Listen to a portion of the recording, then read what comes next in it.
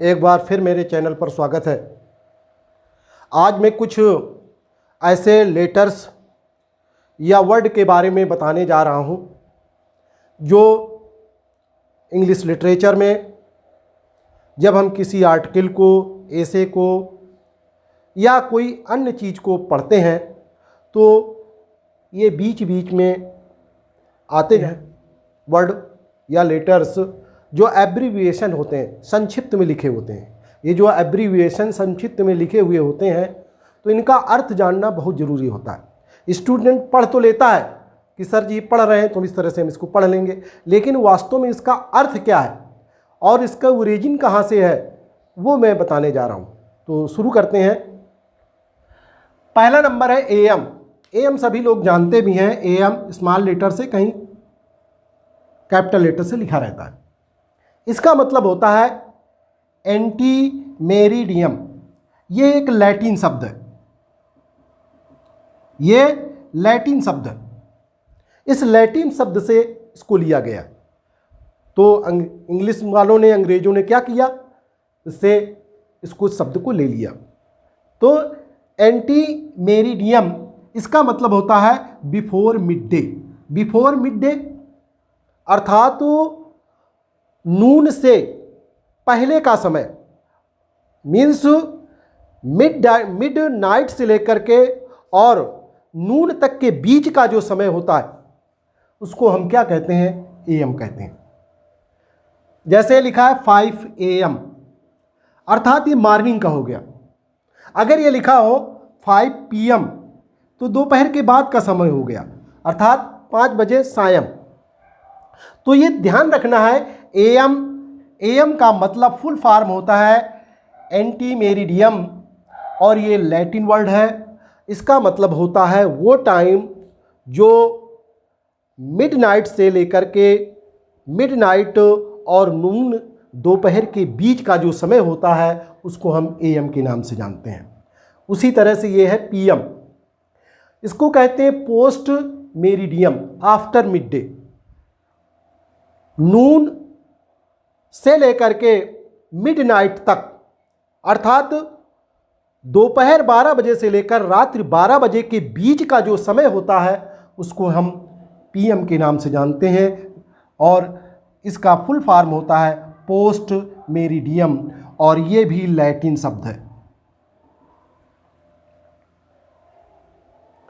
IE अक्सर हम पढ़ते रहते हैं और बीच में कहीं कहीं पर ये लिख करके आ जाता है आईई, संक्षिप्त, एब्रीविएशन संक्षिप्त में लिख के आ जाता है, लेकिन इसका फुल फॉर्म क्या है ये लिखा हुआ है इडिस्ट। अलग अलग है इडिस्ट, ये बीच में गैप है, इडिस्ट अलग अलग है। इसका मतलब होता है दैट इज टू से, अर्थात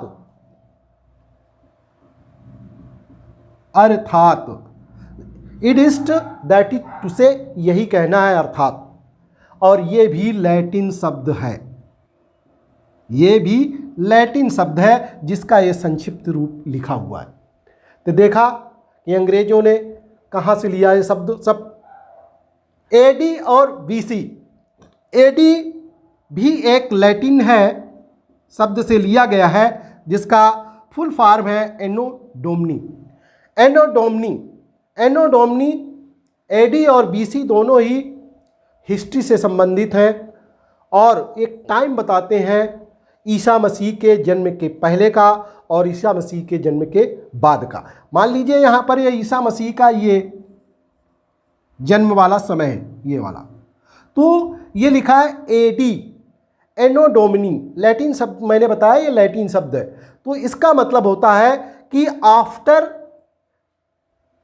जीसस बॉर्न, अर्थात जब जीसस का, ईसा मसीह का जब जन्म हुआ था उसके बाद का समय, अर्थात ये जन्म हुआ तो इसके बाद का समय क्या कहलाता है, एडी, उसी को कहते हैं एनो डोमिनी, इसका फुल फॉर्म है।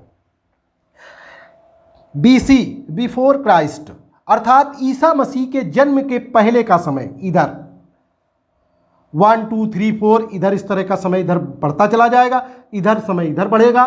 तो इस तरह से बिफोर क्राइस्ट ये इंग्लिश वर्ड है, ये किसी दूसरी भाषा से नहीं लिया गया है। तो इसका फुल फॉर्म है बिफोर क्राइस्ट। एनबी का मतलब होता है, एनबी का फुल फॉर्म होता है नोटा बेन। नोटा बेन, जब हम कोई एक्सप्लेनेशन करते हैं, इंटरमीडिएट में अक्सर एक्सप्लेनेशन करने के लिए आता है, तो उसमें नीचे हम टिप्पणी लिखते हैं, उसमें नोट लिख देते हैं, या कुछ स्टूडेंट जो जानकार होते हैं वो एनबी लिखते हैं। इसका फुल फॉर्म होता है नोटा बेन। ये भी लैटिन वर्ड है, ये भी लैटिन वर्ड है, अर्थात नोट वेल। अच्छी तरह से इसको पढ़ लीजिए, एक प्रकार की टिप्पणी है। तो इसका जो फुल फॉर्म है नोटा बेन, अर्थात टिप्पणी एक प्रकार से। वीएस, इसका मतलब होता है वर्सेस। ये भी लैटिन वर्ड है, वर्सेस। इसका मतलब होता है बनाम। जैसे कोई मैच होता है, क्रिकेट मैच हो रहा है, तो इंडिया वर्सेस इंग्लैंड, अर्थात इंडिया बनाम इंग्लैंड। तो ये भी वर्सेस का ये संक्षिप्त रूप लिखा है वीएस। तो ये भी इसका फुल फॉर्म है वर्सेस। ये भी एक लैटिन वर्ड है जिसका मतलब है बनाम। ओ क्लॉक, अब ओ क्लॉक जो स्टूडेंट पढ़ते हैं, सब कोई पढ़ता है, लेकिन इसका वास्तविक मतलब क्या है ये नहीं जान पाते। ओ क्लॉक हमें ये मालूम है, जैसे हम लिखते हैं डोंट, लिखते हैं डोंट लिखते हैं। अब यहाँ पर जो है ओ छिपा हुआ है, संक्षिप्त में पढ़ लेते हैं ओ क्लॉक। तो इसी तरह से यहाँ पर ये कॉमा लगा हुआ है, इसका मतलब यहाँ पर कोई एक लेटर है, और वो कौन सा है? एफ है, ऑफ क्लॉक। अर्थात घड़ी में जो है 12 घंटे होते हैं। घड़ी में जो है कितने होते हैं? 12 घंटे होते हैं। 12 घंटे के अनुसार ओ क्लॉक जो समय बताया जाता है, जैसे 5 ओ क्लॉक, 7 ओ क्लॉक, अर्थात ओ क्लॉक का मतलब होता है बजे। और जब हम उस बजे को, जब हम एक निश्चित कि सुबह की शाम, तब हम एएम और पीएम में ले जाते हैं, तब ओ क्लॉक नहीं लिखते हैं। जब एक हम 12 बजे वाली घड़ी के अनुसार केवल बताते हैं, क्योंकि घड़ी में तो 12 ही नंबर होते हैं, लेकिन जो दिन हमारा काउंट किया जाता है उस कहा जाता है कि 24 होते हैं उसमें। तो घड़ी के अनुसार ओ क्लॉक, ओ का मतलब है, ओ एक प्रदर्शित ये करती है, ओ का मतलब एक घड़ी, ओ क्लॉक बजे। तो बजे से इसका तात्पर्य है, जैसे 5 बजे 5 ओ क्लॉक, इस तरह से। अगला नंबर है ईटीसी, इसको कहते हैं वगैरह वगैरह इत्यादि आदि। तो ये भी एक लैटिन शब्द है, ये भी एक लैटिन शब्द है, और इसका फुल फॉर्म है इटसिट्रा। इटसिट्रा जिसको हम क्या पढ़ देते हैं? एक्स्ट्रा। तो इटसिट्रा वगैरह वगैरह इत्यादि, अर्थात आगे हम बताना नहीं चाहते, इसके आगे समझ लीजिए कि इसी तरह से और भी है कुछ।